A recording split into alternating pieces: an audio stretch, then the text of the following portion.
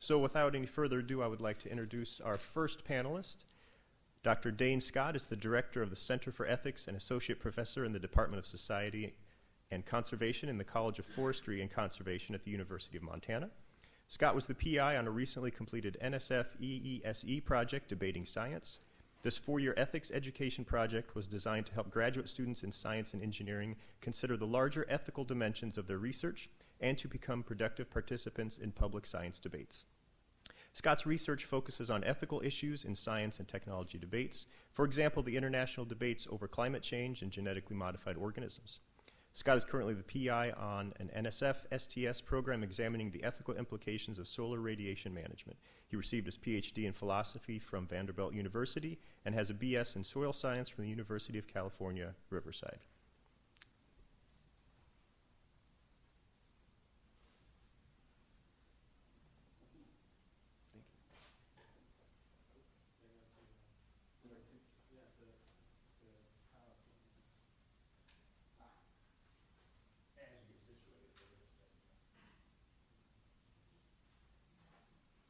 As Michael's doing that, I do have some thank yous. Thanks to Gene and Michael for inviting me here. We had a really nice day here in Ames, and it was great to see this place. A lot of what I'll be talking about, too, is the Debating Science program, what came from that. And there was a strong ISU connection to that. We had Anastasia Bodnar, who was part of the program, and Clark Wolf and another rhetoric student, Scott Graham, all participated. So strong connection with that program in this. And that's largely what I'll be talking about. So I can keep going. But a lot of that, just to give you a little bit of background while we're just waiting for the projector to come back on, and the other speakers will know not to do this, right?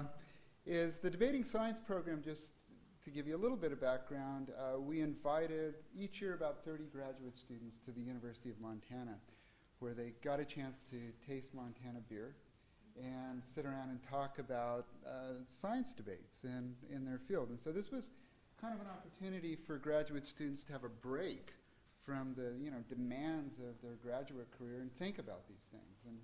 And I had a lot of fun, and I hope they did too. So now that we're back up and running, see if I know how this works. So a lot of what this is about is this dysfunction between scientific discourse and public discourse. And usually scientists really like this particular cartoon. We have the politicians or whoever, putting misinformation among the information that they're trying to convey. So a lot of this is this disjunction between this. And I think there are a lot of people are making all kinds of recommendations about what to do about that. Science education, better science communication. And our particular take on this was to get scientists more comfortable, young scientists, more comfortable in talking about the ethical issues associated with science. They're thinking about them, but oftentimes feel a little inarticulate in how to engage in that discourse. Another context of this is sort of the mission of this. My talk is sort of in the realm of philosophy of education. And part of this is we're kicking a lot of problems down the road that young people are going to have to deal with. For example, how are we going to feed 9 billion people that are going to be on the planet in the next 50 years? And doing that sustainably without, impacts on biodiversity and other things. And then on top of these, we have this, the major problem we've been kicking down the road is doing something about climate change, which, aside from being a problem by itself, sort of multiplies the difficulty in dealing with things like agriculture and feeding 9 billion people sustainably. So you have this sort of complicator of climate change with all these other problems that we have, and we're not actually dealing with these efficiently right now. We are leaving them to future generations. So a lot of the context for thinking about these issues is, how are we going to deal with science and technology? We know science and technology is a necessary element in dealing with these problems, but there's a lot of options. And what role then will science and technology, as opposed to social change, have to do with solving many of these problems? And, you know, I put should in there in italics because it is an ethical question, right? What role should science and technology play? And we do have a lot of options. Unless we don't do other things, then we just have no choice, right? And that's what we were talking about in the Debating Science program a lot. You know, what is the role of different alternative means for solving or addressing these problems? The other context, just to emphasize that this talk is on philosophy of education, is what are the moral responsibilities of higher education in this context. In other words, we have sort of put off dealing with a lot of problems, but we do have universities to equip people to deal with these problems. And so what is our responsibility to students coming in? And I know in times of budget cuts and in times when universities are largely being framed as sort of economic engines, we might lose our way in terms of our moral responsibilities. So a lot of this is in terms of intergenerational justice. What are our duties and obligations to young people as they go into a world that is characterized by a lot of global problems that they are going to have to confront and deal with, and also the fact that science and technology will have to play a major role in however we deal with these problems. So here's my take on it. I say one of the moral duties to rising generations is a terms of intergenerational responsibility, is to create institutions capable of preparing young people to meet the task of finding just or ethical and effective solutions to the problems they will inherit, of which they are inherent kind of unprecedented global, problems of global nature. So this means helping students to become engaged global citizens who are capable of understanding this complex and multidimensional ethical, social, political, scientific, and technological issues they're going to face, right? I mean, they have to know a lot. The bar for citizenship, I think, is quite high, for responsible citizenship. And I think, one of the many things we should do at a university is to help prepare them for this. I don't think it's the only thing we should do, and I have nothing against economic goals as well, training people for jobs. It's just getting our priorities right. What is the most important thing that we need to do? So part of this is the EESE program where we did the Debating Science program, and part of what they wanted to do was ethics education, and they wanted it to be interdisciplinary and interinstitutional. And so we had people like Paul joined us from Michigan State and Clark Wolf from Iowa State, and had students from all over the country, really, come and join us in Missoula and have a good time. Actually, they spend some time swimming in the river and staying up late and drinking beer and having a great time, as well as listening to us talk and engaging each other on these issues. So our objectives in that program were to provide students with the opportunity to critically consider the ethical and moral dimensions of scientific research and technological change. And most of the students, like Anastasia here, had been thinking about these things before they got there. And I think most of them seemed to express an appreciation in having the space to think about them more seriously with scholars like Paul and Clark and other scholars that we invited. And then we wanted to engage the students in the practice of ethical deliberation, to sort of deliberate about what we should do on these issues and the role of science and technology as a means to address these global problems, and to help students become more comfortable, learn the language of ethics and sort of these, to become, adept. I think there was always, when you put on these interdisciplinary conferences with scientists and philosophers, there's this jargon gap and almost a resistance to the jargon of each field.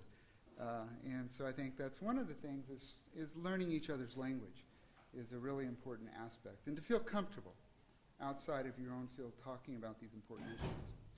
As you can see, Paul's up here in the corner giving a talk on agrarianism at the Pease Farm, which is a sustainable agricultural farm at the University of Montana. Nice setting. And then we had Juliet Eilprin, the Washington Post science and environmental correspondent, came out and joined us. And some other people we had a nice group, and we for a week we talked about these issues and had a good time.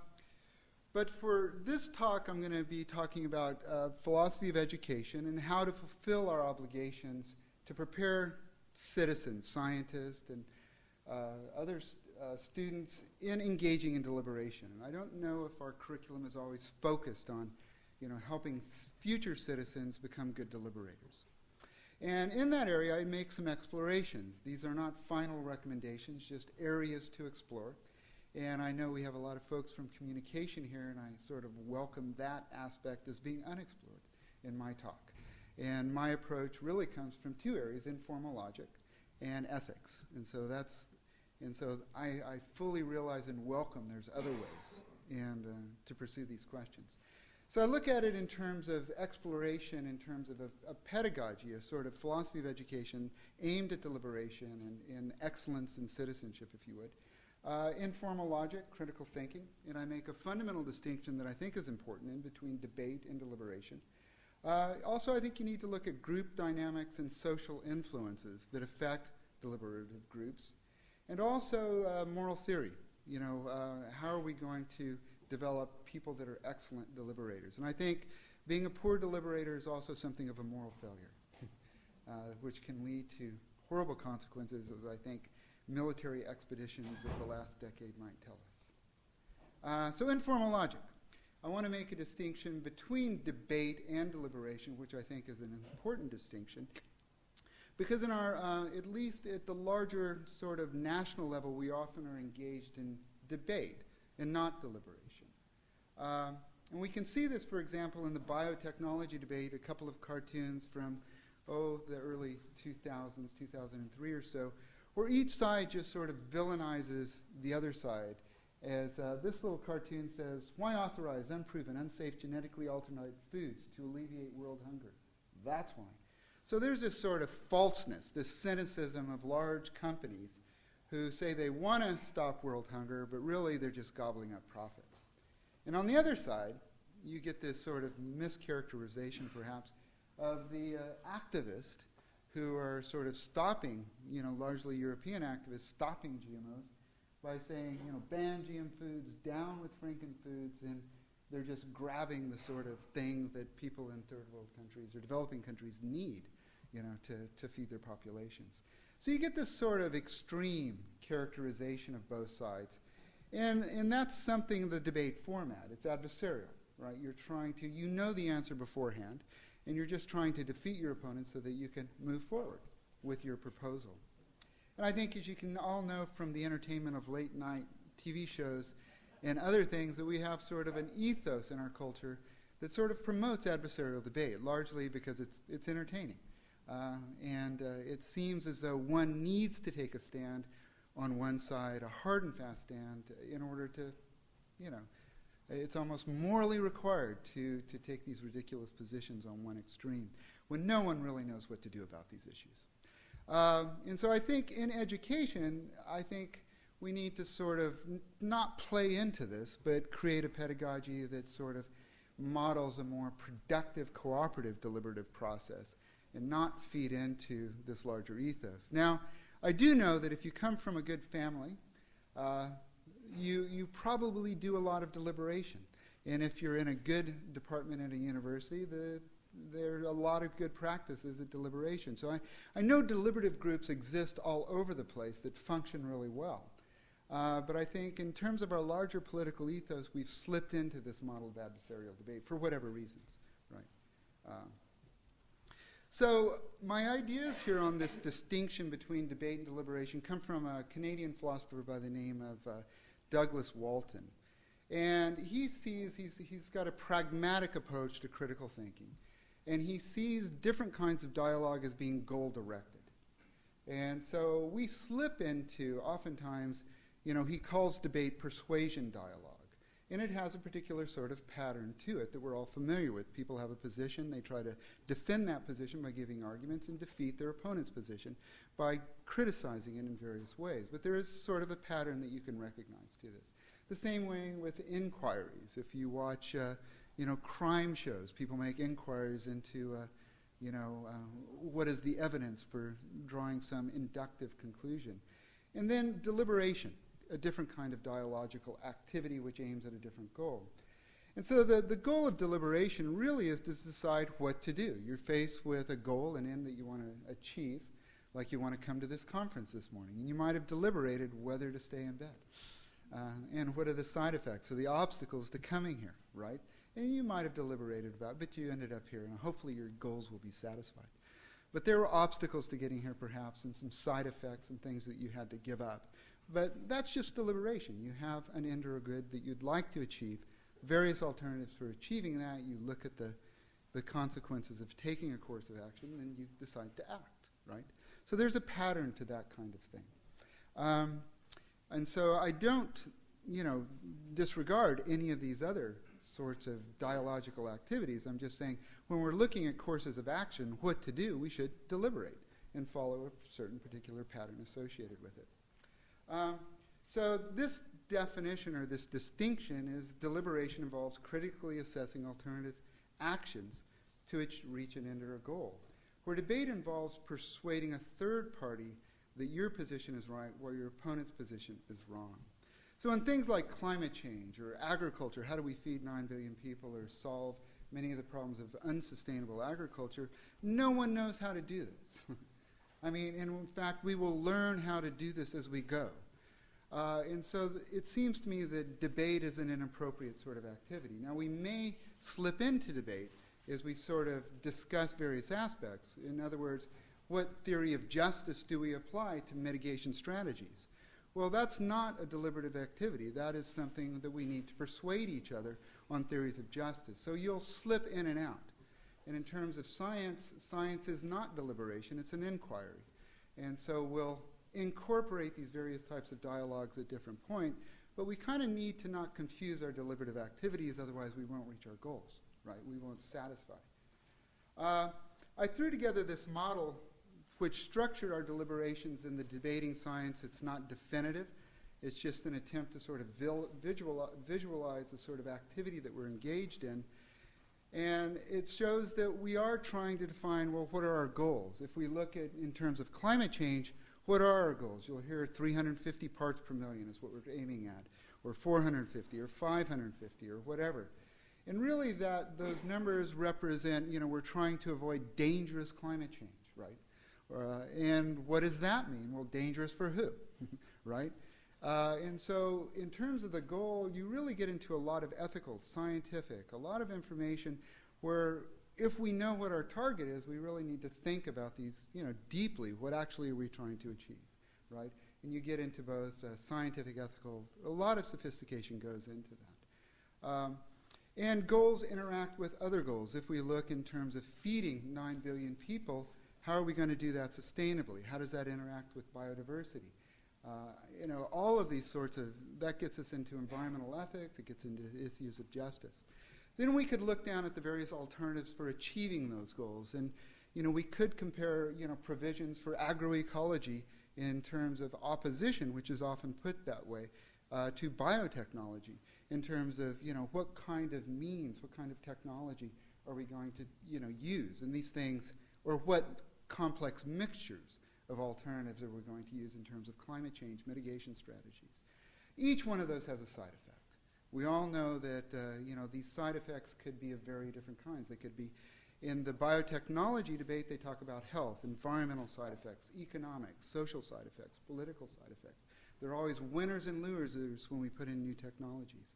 And then there may be practical obstacles. Those could be political, they could be economic, they could be technological. We just can't do this sort of technology yet. And then we kind of compare the alternatives and weigh them. And I have all these double arrows because we're always going back and forth, and the deliberative process is never really complete until you actually reach a point of no return. It's messy, right? And I think it's fundamentally messy, and we don't want to. And I also don't want to give the impression that, once we move into this deliberative process, we're there. We'll slip in and out of deliberation and move into debate, inquiry, quarreling, other forms of, of dialogical activities in this. So this is not as clean as this diagram misrepresents it. But so again, we just characterize our goals. We list and evaluate the alternatives for achieving those goals. That's always a provisional list. We identify and analyze the possible side effects. Those can be of various kinds, economic, social, environmental, health. We identify possible obstacles to each alternative. And then we analyze each alternative in light of the goals, side effects, practical obstacles, and then we try to make a recommendation. All this is provisional. We can always go back until we reach some point of no return.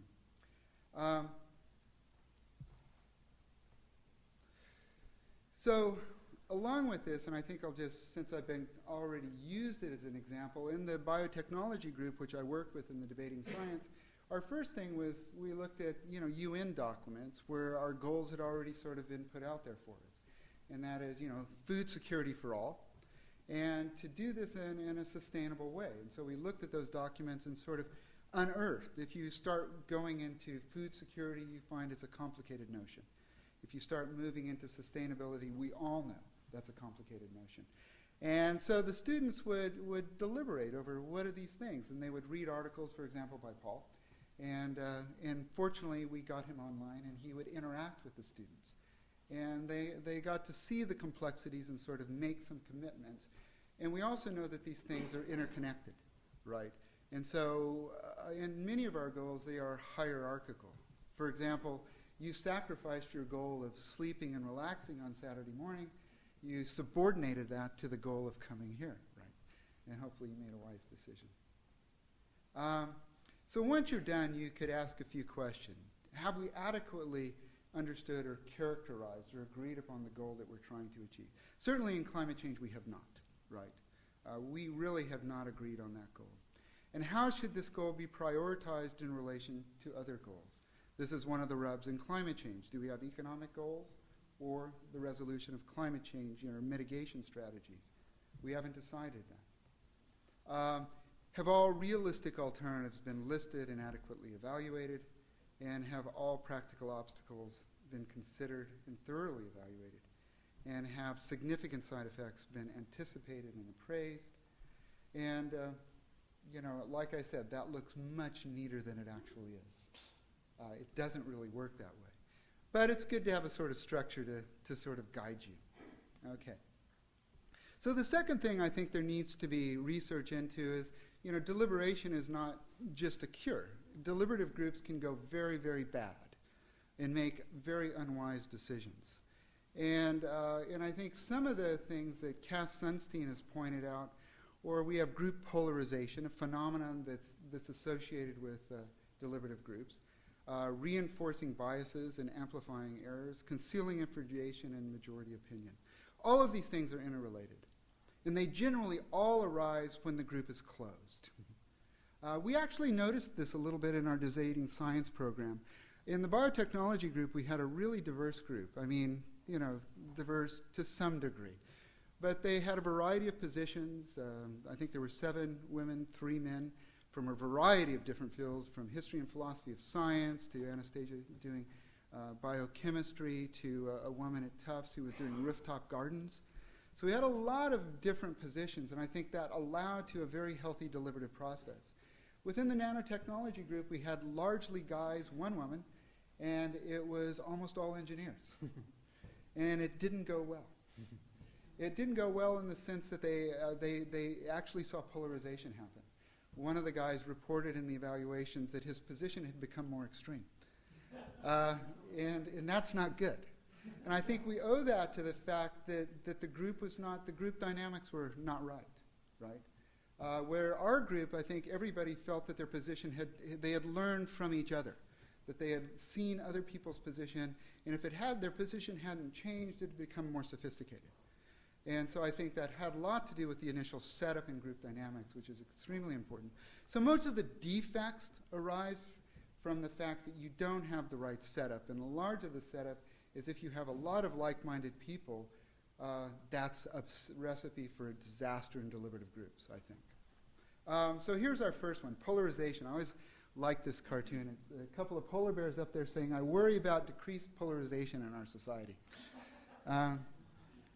Well, generally, I think you know this, is you like to hear your position reinforced, because then you think you're smart. And so if you're a little doubtful about your position and then you hear it repeated in the group, you go, wow, I'm smart, I must be right. And also, you limit the number of arguments that are presented in the deliberative group if the people are like-minded. So you don't get the full spectrum of arguments. And so in a deliberative group that's generally like-minded, they may start off, someplace here, but they'll move to the polls, right, is the general idea, because they don't have a wide variety of arguments that they're exposed to, and they get their own arguments being reinforced, and they feel stronger in their position. And so that's a recipe for disaster. The other thing, and I think, boy, you can see this in politics when people launch on bad ideas, and if the group is not open, then they just stick to those ideas whether or not all evidence shows that they're false. So groups that are more likely than individuals to escalate their commitment to a course of action that is failing, and all the more so if its members identify strongly with the group of which they are part. So people will just stick to stupid ideas forever if they're in a small group that keeps reinforcing their biases. On the other hand, this is another positive tendency of deliberative groups. It will build cohesion, right? So there's a sort of a two sides of the coin here. One can be quite positive in bringing people together. The other one could cause them to go down with the ship. The other one is deliberative groups tend to emphasize shared information and slight information that is by only one or a few members. Groupthink, right? You're familiar with this. And the example here is this is a cartoon from the Bay of Pigs where people in the room with Kennedy knew that this was a bad idea, but they were in the minority and failed to speak up. So one of the ideas in deliberative groups is you need to give minority opinions a chance to speak, because you know that those will be suppressed. And someone out there might have the right ideas, the ideas that you need to hear, but you know that those might not be forthcoming. So that's the second area that I think needs to be researched if you are going to try to construct deliberative groups, is some of these social dynamics that will cause deliberative groups to go bad and not actually function well. And there's a lot more interesting stuff on this that I failed to end. I'm just pointing at this area. The other one is sort of my area is moral theory. And how do we apply moral theory then to deliberative groups? And there's a lot of people working at this. Habermas is one that you might be familiar with. And, we're talking what I think is the whole, part of moral theory going back to, Aristotle of practical reason. And I think that's the fruitful way to look for moral theory and deliberation. And so it's just a rational choice between different available courses of action in the light of a task that we must accomplish. So what are we going to do in the face of climate change in terms of the problems of agriculture and many other things? Well, I think, practical wisdom is an important virtue. It's an important excellence that people need to have. And he says all virtue is necessarily prudent. So in other words, you may have these other moral excellences, but if you don't have practical wisdom, they can go wrong as well. We all know of well-meaning moralists doing extremely stupid things, causing all of us a lot of problems.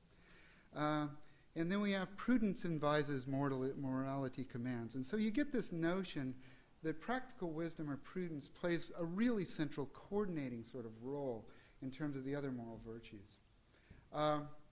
Here's a quote from a recent book on virtues. Morality is not sufficient for virtue, something that I don't think many people take to heart. Virtue also requires intelligence and lucidity. It is imprudent to heed morality alone, and it is immoral to be imprudent. This means that being stupid and doing stupid things is immoral. So here's an idea. If you're going to think about deliberation, one could wonder then what are the sort of moral virtues that could be associated with prudence or practical wisdom? What kind of excellences or attributes would a person have? And here's a list. This comes from a book by Robert Talisse, but I think he took it from Sidney Hook, and I think it's completely open debate, what kind of open to discussion, what kind of virtues are we actually looking for and how we would want to characterize those. So here's just an initial list to provoke thought, right? Honesty, modesty, charity, and integrity. And what do those mean? Well, charity means listening to, and this comes from Robert Talisse, proposals of opponents. This means rejecting simplistic labels of pro and con, left and right. Excellent deliberators see these polarizing categories as obstacles to deliberation and are willing to give their political opponent its position of fair hearing. Well, that virtue, I think, in our political culture almost seems to be a vice. One almost needs to take a strong position and see one's opponents as being morally wrong. And I think that's in opposition to this sort of first moral virtue of deliberation. Another one is a deliberator who embodies the virtue of integrity, understands that however divided he and his fellow citizens may be, they nonetheless are joined in a common and continuing undertaking of self-government. So in other words, you believe in the integrity of the democratic process, right? That even if we disagree, we both agree that we believe in the democratic process. Some others, very quickly. Excellent deliberators are honest because they are willing to admit that their position may turn out to be faulty and need revision. They are willing to consider all the evidence and to give all proposals a fair appraisal before deciding on a policy. And then modesty is required because even the best intentioned plans and policies can be ineffective and fail in practice. Modest deliberators understand the political proposals are not ultimate solutions, hence they are able to admit error and seek correction. So the general idea is just to focus your attention. I think a fruitful discussion are what are the virtues of a good deliberator. And I think this is just a starting point for the discussion, not the right list, right? And I think it should be a continued discussion on what the right list and how to characterize that is, and especially in terms of education. Like I said, most of you probably have these if you've been engaged in, community groups, good departments, families, and you've developed these over years. It's just our political culture is not reinforcing them at the moment. And I think our educational system is not focusing on these things at the moment as well. So what does this mean in terms of education? Well, I think it kind of changes what you do as a teacher, the role of the teacher and the role of the student. This makes education much more active for students. If, in terms of my role as educator, I gave them articles to read and encouraged them to search for more articles, and then provoke them with questions, and then allowed them to deliberate together. And so you're not teaching in the same way. It is student-driven. And that's a good as well as a problem. If the students aren't driven, then it can't be student-driven. You have to have engaged students to do this. It also requires perhaps a lot more upfront work in the instructor. You have to, create the environment for deliberation. But when it actually is happening, it's a lot more fun. You're not up there lecturing. You actually are encouraging deliberation and facilitating deliberation. And so it's actually a lot more fun during the process because you engage the students a little bit better. But it requires a lot more upfront work in toward getting the deliberative process. And since I'm not that good at the upfront work, I think other people would do better at this than I. So you have these different kinds of roles in the instructor and the student. You put a lot more pressure on the students. It's a lot less passive. And I think that's one of the defects as well of this. One of the students said, this was a lot more work, but it was a lot more rewarding. And so unless the students are willing to put in the work, you do have problems. So I think you could do this on a lot of different levels. You could do it within a class, get the deliberative process. You could actually do it within a sort of a program, like we have a climate change studies minor that I have been engaged in at the University of Montana. And you could have students deliberating throughout the whole program with the effort of sort of deliberating on what to do in terms of climate change, but also in how to integrate the politics, the political, the scientific, the technological dimensions have to all be integrated within a successful deliberative process. This could also be interinstitutional, and we've worked out some sort of web-based things that could allow us for interinstitutional deliberations. How are we doing on time? Good. So I don't know how this quote, I throw this quote up there not knowing how Wendell Berry would go over here. But I like Wendell Berry, and I thought this was a pretty good quote. And one of the things that motivated me, he wrote, the complexity of our present troubles suggests as never before that we need to change our present conception of education. Education is not properly an industry, and it's proper, and I just put primary because I don't want to be as stark as Wendell Berry is here. I do think we can train people for jobs and innovate in patent things. I don't have a problem with that. Its primary use is not to serve industries either by job training or by industry-subsidized research. Its proper use is to enable citizens to live lives that are economically and politically, socially, culturally responsible. A proper education enables young people to put their lives in order, which means knowing what things are more important than others.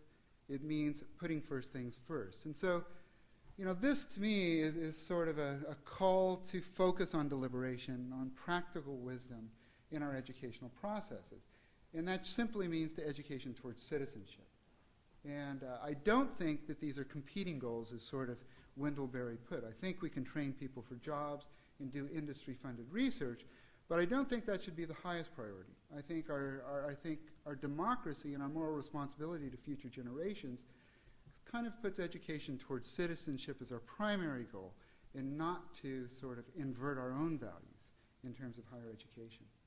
So I just want to emphasize that this is just sort of a provocation for sort of more research and study, and I've pointed to sort of 3 areas, and that is this sort of reviving informal logic and moving that field forward to sort of help us. And I think Douglas Walton points in some good directions. To study group dynamics and social influences on deliberations, because deliberation often is championed as sort of a cure, and it's not. Deliberative groups can go very bad, and I think you all know this. You can see really good examples of this. And then I think we need to look at moral theory, and I think the area of moral theory has to do with practical wisdom and developing these moral excellences associated with deliberation, because I think people do bring in their excellences, and we need wise people involved in order not to multiply stupidity. And then 4, I leave it to others to list the things that, this is just my take on it from philosophy and informal logic, and I know there's other fields that could add a lot to this particular discussion. Well, thanks.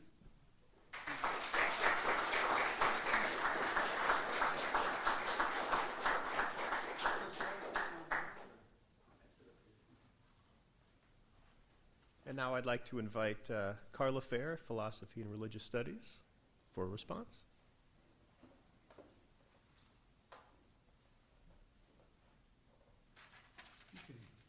Mind if I just take this down? Yeah, absolutely.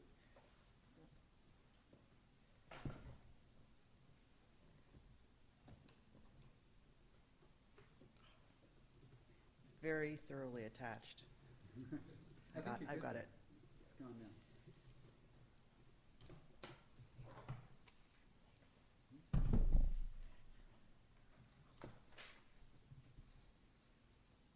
Thank you for an opportunity to speak today. It's really a pleasure to be here, and I really enjoyed your paper. In particular, I think the goal of improving public debate on socially relevant scientific and technological issues is crucially important. And to quote something that you sent me, the idea or the notion of assisting students and the public to become thoughtful deliberators and engaged global citizens is really of primary importance, and I think it is being a primary benefit of liberal arts education. And also, given scientific and technological advances that we're facing right now, I think these are particularly urgent things to deal with. So I was grateful for your work. Reading through Dane's paper, it was kind of delightful how it was put together, because I would read something and get a question, and then the next section, he answered my question. And it just went through that step by step. So nice, so much so that at the end of it, I thought, well, what the heck am I going to say? Because one of the things that I found is that the tendency for a debate model, the tendency for an adversarial model in the academy is so strong that after reading a paper that I agreed with, the thought was, there's nothing for me to do here. I quickly realized the irony of that, given what you had to say, and and so there are really 3 points that I'd like to bring up. My background is in philosophy of science. I do work in socially relevant philosophy of science, so work at science-public policy interface. I also do work in feminist epistemology, or theories of about how knowledge is produced and how knowledge flows. And so that's the perspective that I'll be looking from. And I'm going to look a little bit more broadly than science education, although I hope that the points that I have to say come back to the foci of your paper. So there are really 3 general things. Well, there's lots one could talk about, but there's 3 I decided to focus on today in response to Dane's paper. The first one of these concerns institutional barriers for academics and of scholars for actually doing the kind of research and the kind of work that Dr. Scott is asking us to do. And this involves not only the research that we might produce as professors, but the ways that we are role models to our undergraduate and graduate students, and ways that we ourselves engage in public debate or public deliberation. The second point that I want to look at has to do with the model of deliberation that Dr. Scott put forward. And the notion here is that model begins with carefully defining the problem about which we want to deliberate and setting the goals. And I think that if we're to think about how to implement that model, or if we think about barriers that might exist to us for doing that work, it's useful to step back and look at issues in the epistemology of ignorance, because there are serious issues in terms of us having the best scientific information that we can in order to begin our deliberation. So that's the second point. And then the third point is I was really tickled to look at, or to see a focus on there being an appropriate structure to epistemic, or an appropriate structure to deliberative communities, right? The problems of groupthink. One of those problems arise when communities are ideologically homogeneous. And there is a very significant parallel here to work that's being done in social epistemology and feminist epistemology about the importance of diversity in communities, in deliberative communities, and on the importance of having a community structure that takes dissenting views seriously and gives dissenting views uptake. And the push of this kind of work in philosophy of science is that this kind of community structure is necessary for good scientific research itself. It's necessary for knowledge justification. It's necessary for objectivity. And so I think the kind of work that Dr. Scott is working on has a lot of implications a lot more broadly in the academy. So please let me know how I'm doing on time, because we might not get through all these three things. So first of all, let's talk about institutional barriers to doing research on these topics in particular. And here I'm talking about professional practice of academics. Dane's paper reminded me very closely of Janet Moulton's seminal, she would hate that I called it seminal, but a very important article on the adversarial paradigm in philosophy that was published in 1983. And I think philosophical debate is particularly adversarial, but I think it's that this adversarial method is not limited to philosophy in the academy. And one of the things that Moulton points out is that there is a strong tendency within philosophical practice to find a view you disagree with, muster all of the competing evidence that you can, turn that other view into a villain, and your job is to show that the view is bad, and if you happen to show that the person holding the view is not so smart along the way, that's a reasonable casualty. Now, one of the things when we look at academic practice is that this method can be particularly useful in scoring points with one's own constituency. And this method is actually a very effective way to write a paper that is straightforward and publishable. And so this notion, but Moulton points out this method is particularly horrible at convincing opponents, right? And there's been a lot of discourse in feminist informal logic in particular about the not only the adversarial but the use of like violent and warlike language, right? Who is my philosophical opponent in this debate? Well, what is the presupposition that comes with saying that we're opponents in the first place? But anyway, whereas this kind of adversarial method can be very effective at scoring points with one's own constituencies, with publishing papers, with producing a vita that is hireable and promotable, but is very ineffective at producing consensus with people whom we might disagree, very ineffective at convincing others to change their minds. Now, the worry that I have is that this kind of debate, I think, is that this notion of adversarial debate is absolutely central to academic practice. It's absolutely important for our own career advancement. And as a result, it becomes something that's very prudent to teach our students and to model for our students. And I use the word prudent with significant reservations here, because we want to pass on the characteristics that would take for our graduate students in particular to have successful academic careers. So 2 years ago, I helped run a conference on socially responsible philosophy of science. And the notion of this, in this conference, we had a room full of extremely eminent philosophers talking about issues like this. And one of the things that was very sad was that of these eminent philosophers, people who have significant power in the discipline, all of them thought that that that doing socially relevant philosophy of science, that engaging in more deliberative methods were important for the discipline. And of that group, not one of them said they would actively engage their graduate students to do that work. Some of them said they would actively discourage their graduate students from doing that work. Why? Because they felt that doing so would be a disservice to their students' progress through academic careers. And so one of the things I think we need to look at very carefully is the institutional structure of the academy itself, because when we look at all of these good ideas that we have, one of the things we need to think about is how does the structure of the community of our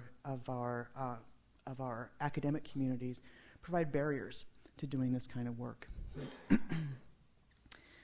The second point that and one other quick story about this. So when I was a graduate student, one of eminent philosopher X came to town and was advising me on how to put together a good career in philosophy. And Clara, he says, and I said, no, it's Carla. And he said, no, Clara, what you need to do is find someone who's very famous, disagree with them in print, but make sure that you're at least a little bit wrong.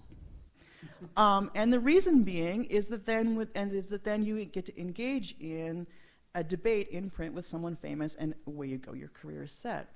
And now I look at the model, and so now let's think about deliberative, this absolutely happened, I will not say who X was, but if we look at virtues, integrity, honesty, charity, what was the other one? I think you're the Integrity, the honesty, charity, whatever, modesty. Yeah. completely lacking from very prudent advice for how to put together a good career. The second point that I want to talk about comes from the epistemology of ignorance. The other word, which is a fairly new area of study, the other word for epistemology of ignorance is agnotology. If you're going to create an area of study, why would you name it that? So I prefer to talk about the epistemology of ignorance. Now, this is the study of barriers to the production and dissemination of knowledge, which I think is extremely relevant to some of the things that we're talking about today. Epistemology of ignorance, the term was coined by critical race theorist Charles Mills, and we see it used significantly in critical race theory and in feminist theory, but it's starting to that lens is starting to make inroads into philosophy of science and discussions of science communication in ways that I think are particularly useful. Now, this notion of the epistemology of ignorance, I think, fits very importantly with the deliberative model that Dr. Scott put forward and with the general program that he was talking about. In terms of how it fits with the model, in the paper I read there were 6 steps, and he had a much prettier slide laying it all out. But presupposed with the model of deliberation was the notion that there needed to be a starting point where deliberators clearly defined the problem that they were talking about and set out goals that they were trying to address, right? Sort of step 1. And what I think we need is a step 0.5 before that, when we pay attention to issues of the epistemology of ignorance. And let's see where I'm at here. Why? Because we need to look at what it is that people engaging in deliberation are actually prepared to consider, and how deliberation can get off the ground in the first place. And here I'm thinking about basic issues of science literacy and issues that arise out of the public understanding of science.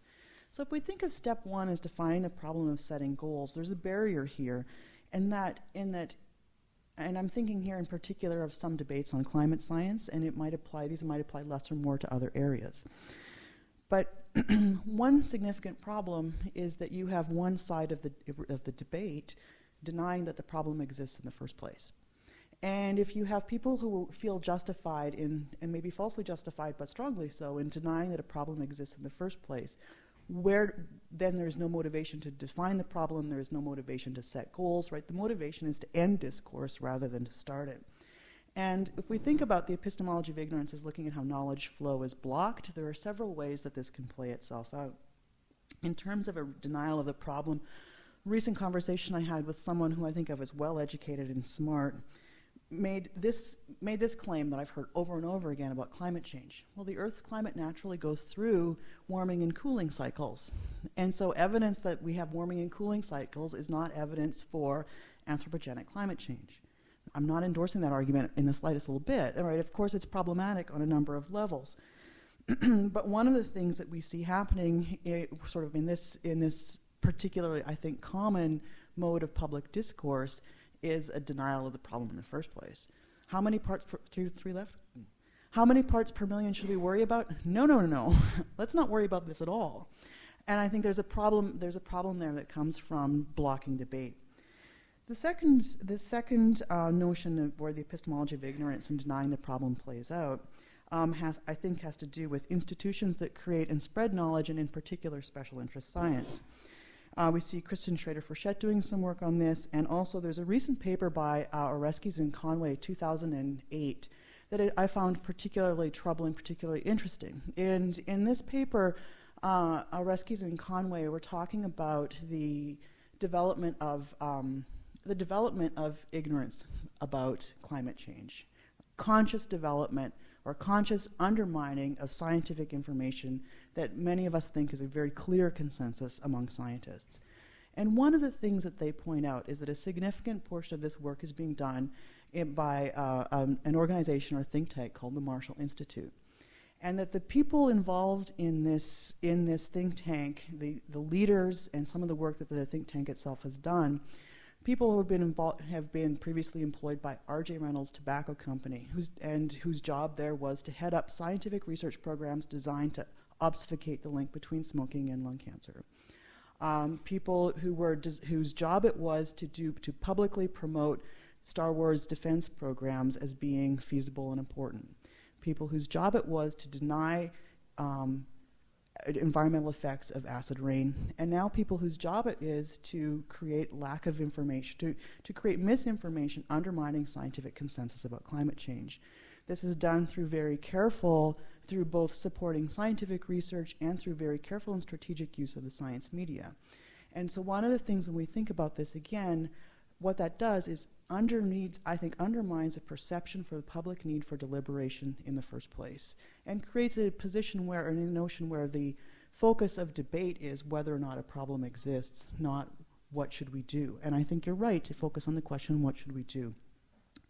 The final point that I want to make over in terms of the epistemology of ignorance has to do, and here I'm speaking beyond my area of expertise, and so I'll just be brief, concerns the ways that the public gets information on many of these problems. So focusing on pedagogy is important, but what happens when our students leave the academy and have to educate themselves on future problems without our guidance? And I think if we think about where that knowledge comes from, this is my last point. If we think about where that knowledge comes from, we can see knowledge arising from the academy. We can see knowledge arising from museums. We also see significant knowledge flow through the science media. And one of the concerns that I have here has to do with the notion of debate in the media, of he said, she said reporting, of the idea that balance leads to objectivity, and how one does that is by making sure both sides of any debate receive a fair hearing, without consideration of whether or not both sides of any debate deserves a fair hearing.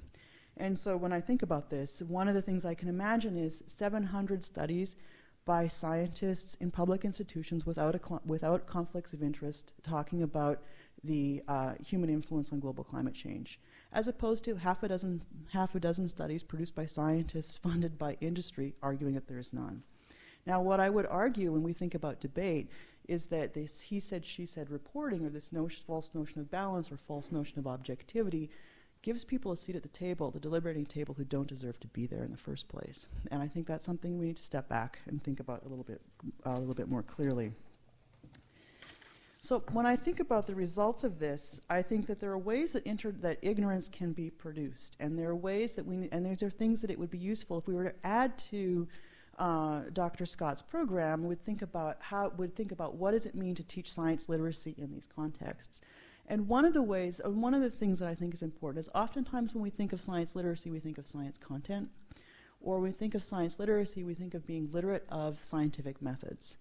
But a third level of literacy that Dane's paper made me really think about was the importance of teaching literacy regarding the institutional structures of our scientific knowledge-producing communities.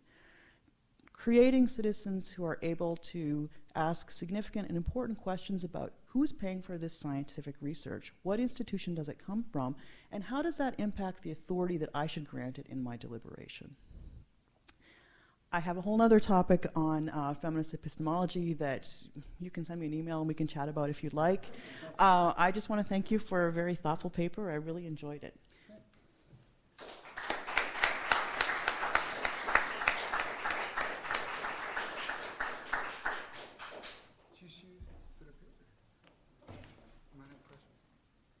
All right, thank you very much. We'll now open it up to questions from the audience. And actually, if we could speak into the microphone back there, that way everyone can hear. I think they can. All right, well, okay, we'll try it. We'll try it without. If anyone has an issue, let us know.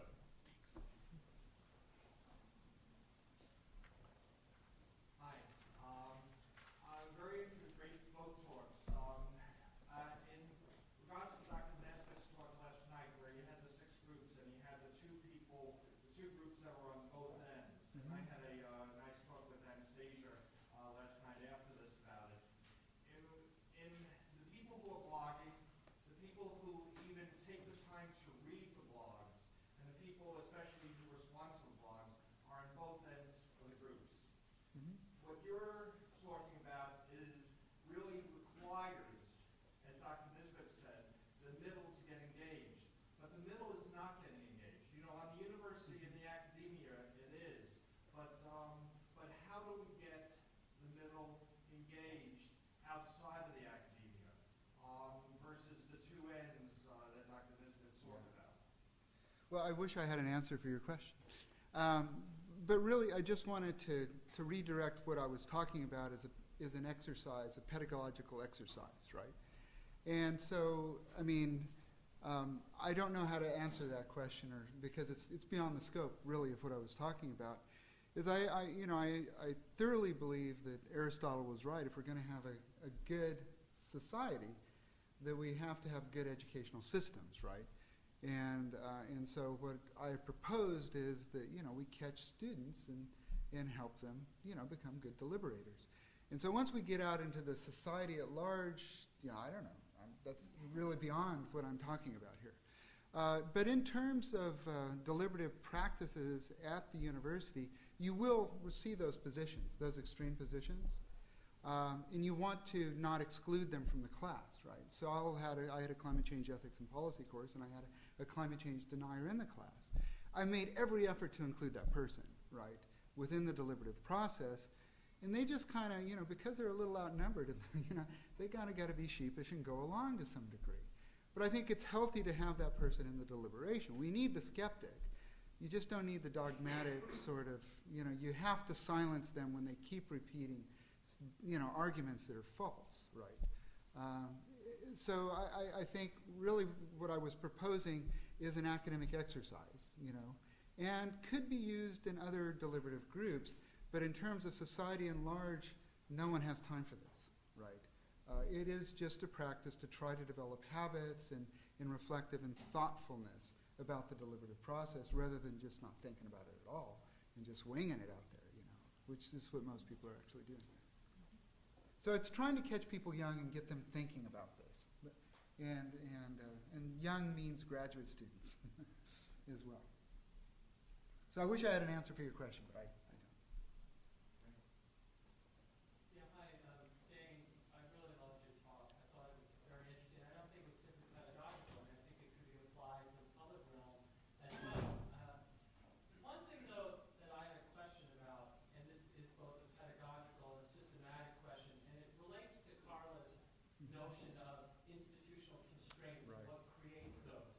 That I kind of think that, this notion of creating more deliberation is wonderful because clearly debate is an obstacle to that. Right. But I wonder how you, as a philosopher, and I was wondering if Carla could chime in on this too, also talk to students as well as the public about what actually creates the debate itself. And what I mean by that is not simply the process, but the baggage that people bring, and that is they come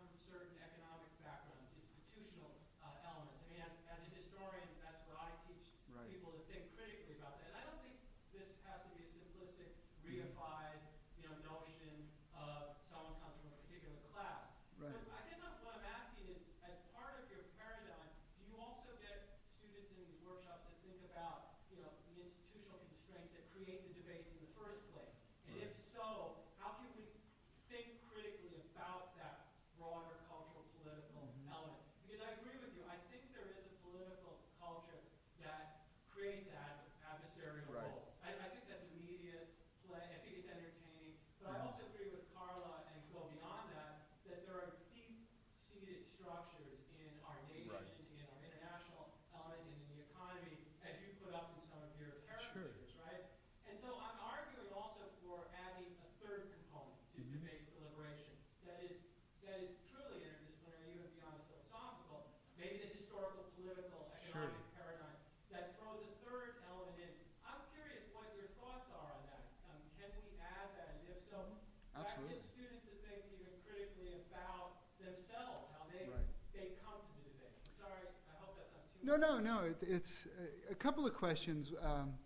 The first one response is only just slightly related.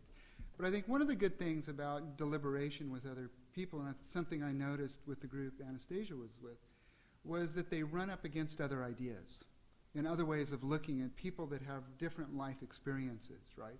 And I think ultimately, like climate change, you'd want students deliberating with people from Africa or India, because these people are Europe, because they're coming at these things from really different perspectives, and you run up against that. You go, how are they thinking that, right? And so it does sort of get you to question a lot of those things that informed where you came from, right? And go, wow. And I think also you have to develop trust between the deliberators to some degree. I think the deliberations worked well because the group that we had went out and drank beers together and liked each other. And then they respected each other and go, wow, I really like them and respect this person, but boy, they're coming at this completely different. And that actually challenged them to think about their own position some. So a little bit, I know that isn't directly related to what you were saying, but I think that human-human interaction, because we come from different economic, different cultural perspectives, and I think to design the deliberation where people, for example, in agriculture or climate change, if you could get an international deliberation going, that would be really great. Because, boy, Europeans think differently. Even though we're so similar, they think differently. And, boy, African people think really differently about these issues. And I think that kind of challenge is really helpful. The second thing is I see this in terms of the climate change studies program that we started, that the deliberative aspect, there's all this sort of things that was pointed to really nicely, is there's this background. There's this historical and there's this ignorance and there's institutional background that goes along with the deliberative process of which you need to be aware of. And I think what you're pointing to is, a really good educational program will start looking at the history, the literature, and things that Matt was talking about last time, religious. Some of these things that, my diagram here had this, goal, side effect, practice, and then it had this background. Well, that background wasn't passive. That meant a lot, right? There's all these background conditions in which the deliberative process takes place. Discussions or debates, which I think it's quite appropriate to have debates over how we handle risk, over theories of justice that can be applied in a global context, and history of, that we come out at these things. So I think a really good program would include this deliberative process as a core, but contain classes that would inform, like you're suggesting, all of these background conditions in which the deliberative process, that we can question and understand those things. So this is just a component, right? And I don't think, and I think it was wisely pointed out, you just can't hop in to this deliberative process, that there's all these background knowledge conditions that are up for grabs that need to be discussed. So I think these are really nice points. It wasn't a criticism. No, I think it was filling it out. Filling it out. You're creating these civically conscious individuals. Is this a phenomenal paradigm? Yeah. And I guess also, if I may just say one last point, in Carla's institutional analysis made me think of this.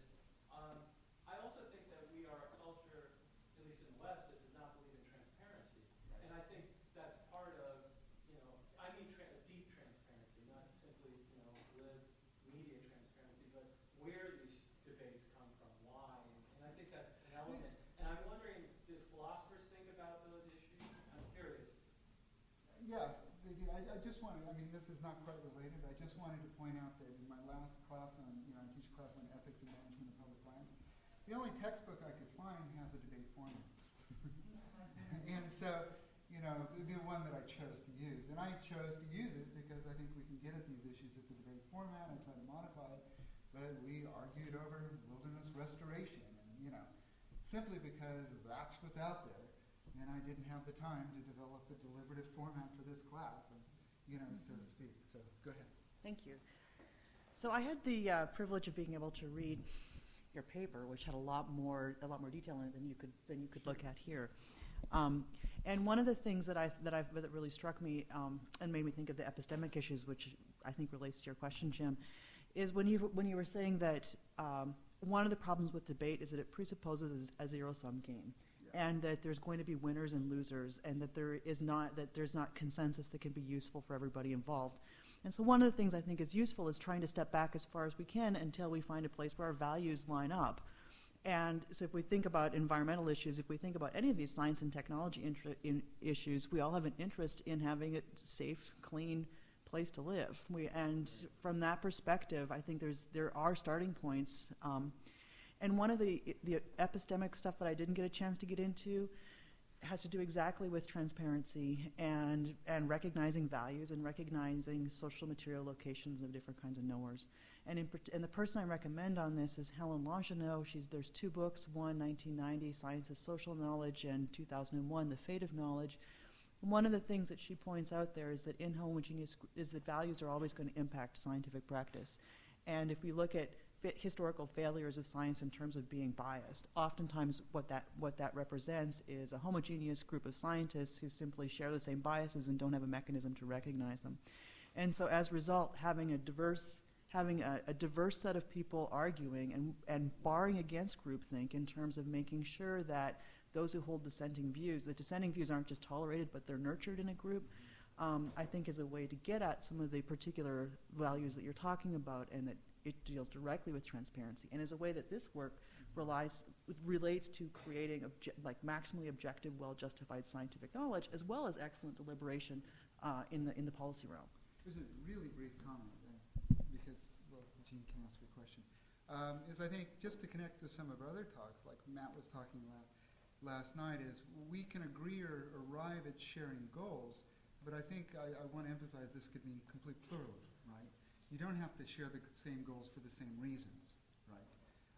And so some of the things Matt was talking about last night, we can agree on certain sorts of goals, and it would be best to find out what we agree on, and we could come to that agreement for different reasons, but still move forward, right? And still deliberate.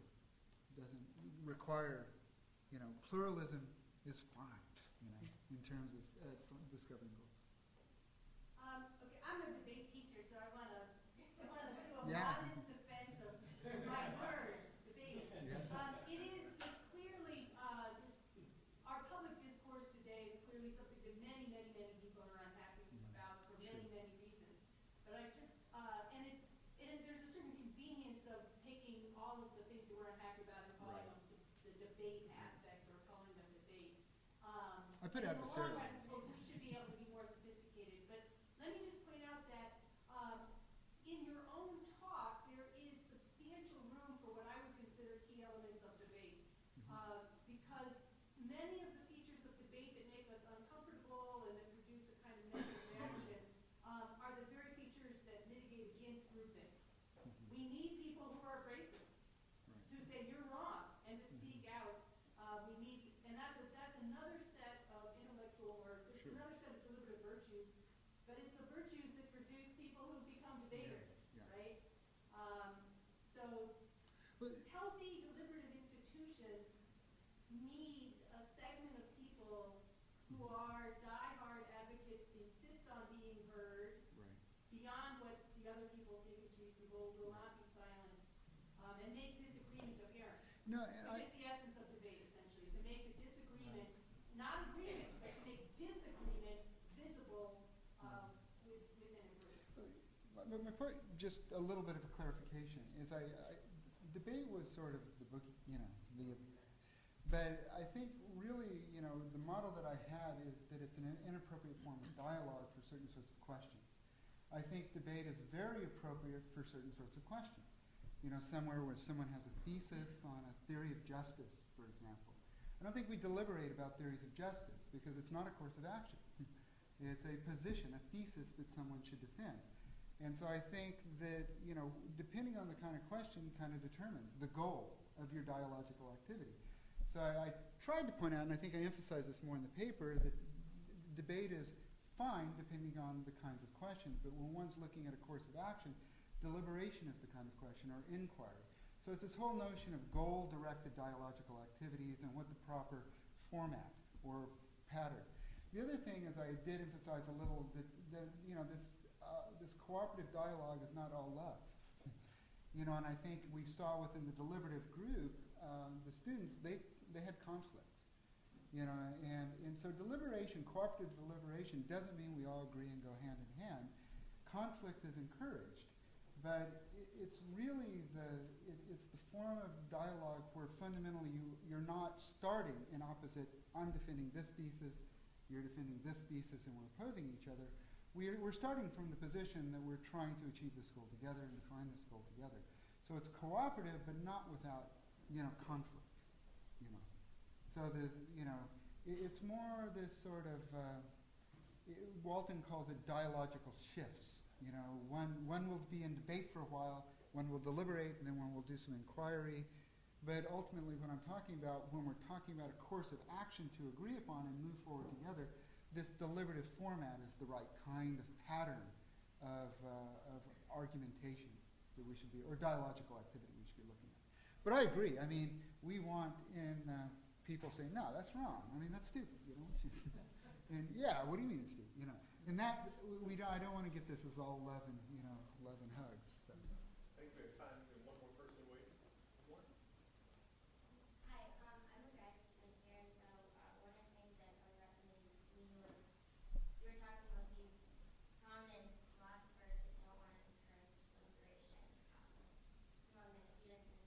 And so I was kind of wondering whose responsibility is it to sort of encourage this shift? Is it like faculty members, just some individuals who do some bottom-up sort of shift, or is it should we develop new interdisciplinary institutions and go from there?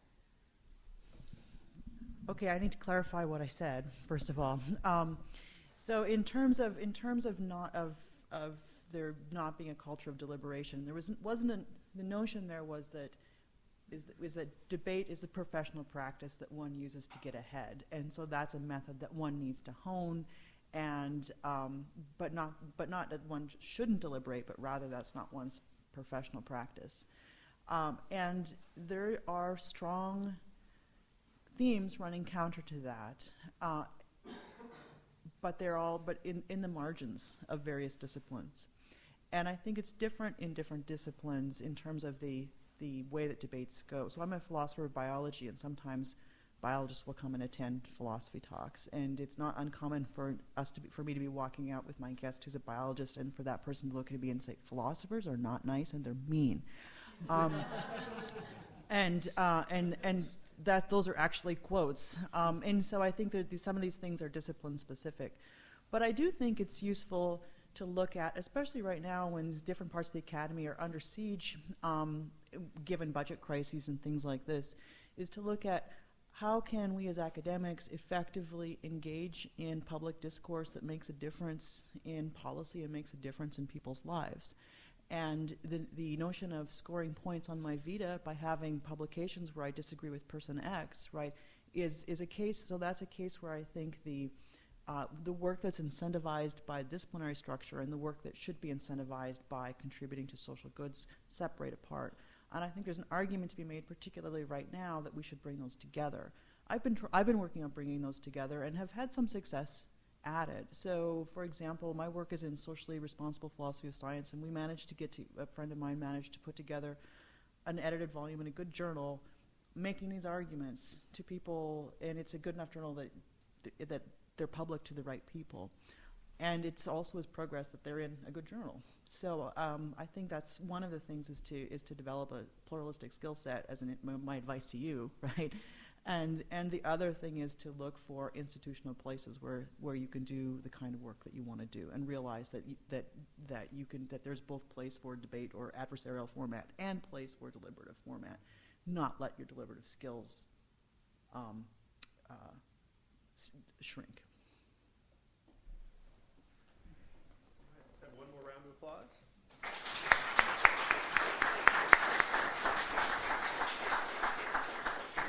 And we went a little over, so let's extend our break. We will return again at 5 after 11 for session number 2.